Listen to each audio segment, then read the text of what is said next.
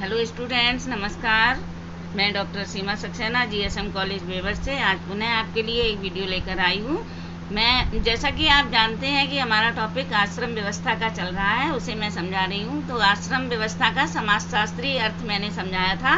उसमें आपको मैंने 3 पॉइंट भी बता दिए थे। जीवन का नियोजित एवं क्रमबद्ध विभाजन, और दूसरा मैंने बताया था व्यक्ति और समाज को जोड़ने में सहायक, व्यक्ति और समाज को जोड़ने में सहायक, और तीसरा मैंने बताया था पुरुषार्थ का पालन। ठीक है, ये मैंने 3 पॉइंट आपको बता दिए थे। पुरुषार्थ का पालन, जो मैं पुरुषार्थ आपको सबसे पहले पढ़ा चुकी हूँ, जिसमें 4 पुरुषार्थ थे। कौन कौन से?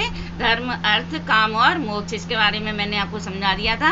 अब आज मैं आपको बताऊंगी इसका चौथा पॉइंट, जो है शारीरिक, मानसिक, बौद्धिक विकास। जो आश्रम व्यवस्था का समाजशास्त्री महत्व है, इसका जो चौथा पॉइंट है वो है शारीरिक, बौद्धिक और मानसिक विकास। ठीक है, ये आप अगर चाहें तो स्क्रीनशॉट भी इसका ले सकते हैं। मैंने चार्ट बना दिया है, इसे आप देख लें और समझने की पूरी कोशिश किया करें। ठीक है, और हमारा वीडियो अच्छा लगा करे तो इसे लाइक किया करें। समझ में ना आया करे तो आप मुझे फ़ोन करके पूछा करें उसके बारे में। ठीक है, तो आज मैं बताऊंगी आपको शारीरिक, मानसिक, बौद्धिक विकास के बारे में।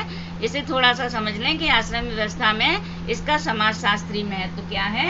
इसमें मैं आपको बताऊंगी कि आश्रम व्यवस्था में व्यक्ति को अपने जीवन के प्रारंभ से अंत तक किसी न किसी रूप में विकास होता रहता है। आश्रम व्यवस्था जो है उसमें व्यक्ति का अपने जीवन के प्रारंभ से अंत तक किसी न किसी रूप में विकास होता रहता है। किसका? व्यक्ति का। ठीक है, और ब्रह्मचर्य में उसका शारीरिक विकास तथा बौद्धिक और नैतिक विकास होता है। ठीक है, आश्रम व्यवस्था में व्यक्ति का अपने जीवन के अंत से, प्रारंभ से अंत तक का होता है, और ब्रह्मचर्य आश्रम में उसका शारीरिक विकास तथा बौद्धिक और नैतिक विकास होता है।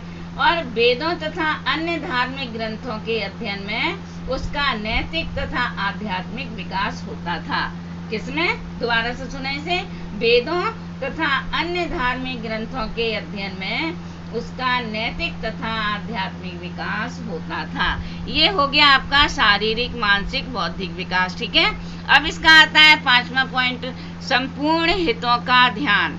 ये है हमारा समाजशास्त्री महत्व आश्रम व्यवस्था का। 5वां पॉइंट है संपूर्ण हितों का विकास। इसके बारे में थोड़ा सा समझें इसे, कि जो हमारा आश्रम व्यवस्था है, आश्रम व्यवस्था में संपूर्ण समाज के हितों को ध्यान में रखा गया है। पूरे समाज को, संपूर्ण समाज को, इसको संपूर्ण समाज जो हमारा है, समाज के हितों का ध्यान में रखा गया है, संपूर्ण समाज के हितों का। ठीक है, और इसलिए व्यक्ति के आचरण, जो व्यक्ति का आचरण है, व्यक्ति के आचरण, व्यवहार और कर्तव्यों को निश्चित किया गया है। व्यक्ति का व्यवहार, आचरण, यहाँ लिख दे रही हूँ मैं क्या क्या है। व्यवहार,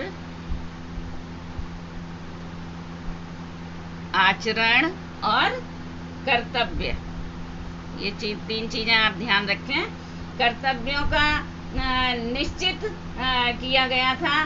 धर्म के साथ साथ कर्तव्य पर भी जोर दिया गया है। जो हमारा धर्म है उसके साथ साथ कर्तव्यों पर भी विशेष बल दिया गया है।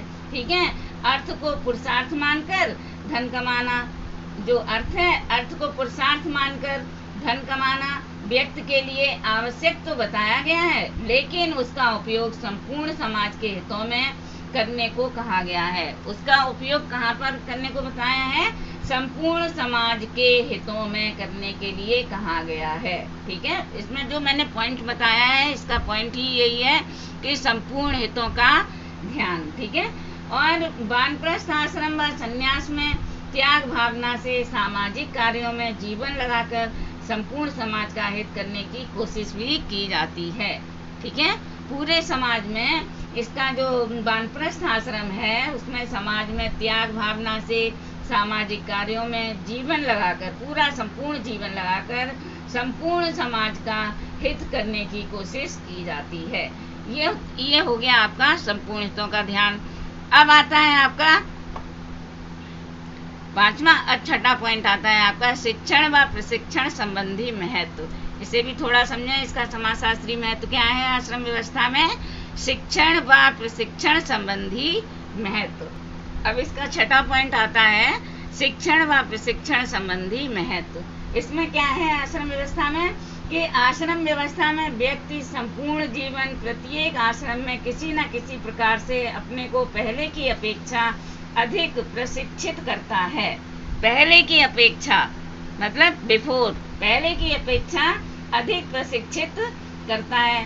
ज्ञान अर्थ के साथ साथ दूसरों को अपने अर्जित ज्ञान के द्वारा उपदेश और शिक्षा भी देता है। जब उसे ज्ञान अर्जन हो जाता है, ज्ञान की प्राप्ति हो जाती है, तो वह दूसरों को भी ज्ञान अर्जन करता है, दूसरों को भी शिक्षा और उपदेश देता है और व्यक्तियों को अच्छे पवित्र मार्ग पर चलने के लिए प्रोत्साहित करता है और जितेंद्रिय बनने की प्रेरणा देता है।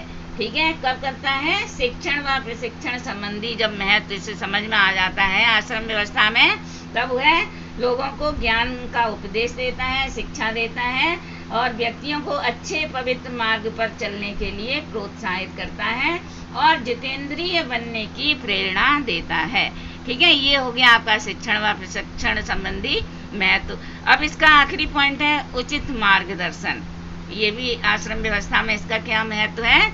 उचित मार्गदर्शन। इसके बारे में थोड़ा सा आप लोग समझें। आश्रम व्यवस्था की शिक्षा, ज्ञान, मार्ग, कर्तव्यों की भूमिका, समाज में ऊपर उठने के मार्ग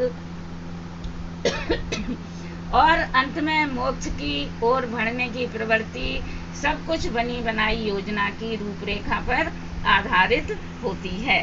ठीक है, दोबारा से इसको सुनने थोड़ा सा।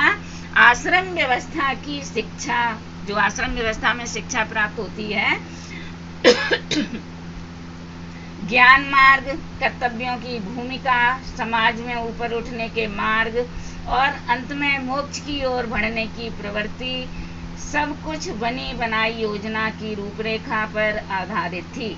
इस पर व्यक्ति को आंख बंद कर चलना पड़ता था, आंख बंद करके इस पे चलना पड़ता था। तो ये क्या है? उचित मार्गदर्शन। जो हमने इसमें उचित मार्गदर्शन आपको बताया है कि सबसे शिक्षा का उपदेश लेना, ज्ञान की बातें सीखना और ये चारों पुरुषार्थ मैंने बताए थे, ब्रह्मचर्य आश्रम, गृहस्थ आश्रम, वानप्रस्थ आश्रम, संन्यास आश्रम, इन सब का पालन करना पड़ता था। किसके द्वारा? उचित मार्गदर्शन के द्वारा। ये आपका था आश्रम व्यवस्था का समाजशास्त्री महत्व।